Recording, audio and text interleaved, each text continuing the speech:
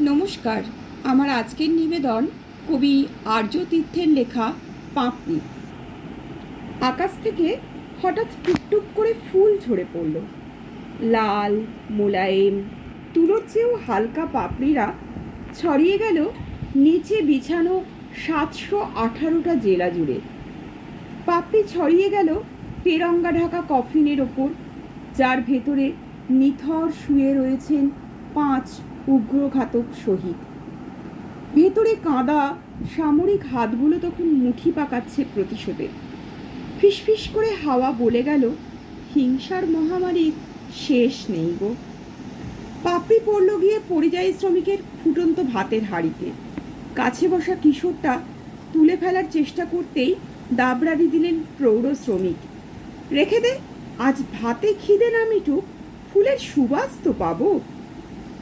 ভুরুক ফুরুক করে ফুটন্ত জল বাষ্প হতে হতে দীর্ঘশ্বাস ছাড়ে। কবে এই খিদের মাড়িটা শেষ হবে বলতো? কটা পাপড়ি গিয়ে পড়ল পাঁচিল ঘেরা ঢালাও চাল ডালের বস্তার উপরে। ভুঁড়ো পেট মজুদদার গুফো দারোয়ানদের দিকে তাকিয়ে বললেন, মনে হচ্ছে লাভ ভালোই হবে কালোবাজারে। কাল ঘরের দেবতাকে পুজো করার একটু ফুল জোগাড় করতো বাপধনেরা। সে সময় একটা ফুটো বস্তার থেকে চাল সরাতে সরাতে দুটো চড়াই কিচকিচ করে বলে উঠল, লোভের মহামারী কমে না রে মানুষের। গত বছর ডেঙ্গুতে হরিপদর বড় ছেলে মরে গেছিল 2 দিন জ্বরে। শ্মশানে জ্বালাতে সময় লাগেনি অবশ্য। এইবারে হরিপদ নিজে মরে গেছে।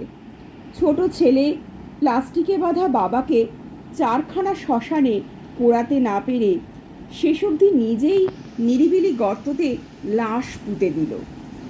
ঝুড়ো মাটিতে কোত্থেকে উড়ে এসে জুড়ে বসল একরাশ পাপড়ি। ঘটনার সাক্ষী সামনের বটগাছটা ওপাশের তেঁতুলকে ডেকে বলল, গরিবের ভোগান্তির মহামারীটা একই আছে রে। হাসপাতাল থেকে ডিউটি সেরে বেরোচ্ছিলেন এক ডাক্তার আর নার্স। পাপড়ি ঝরে পড়ল তাদের ওপর।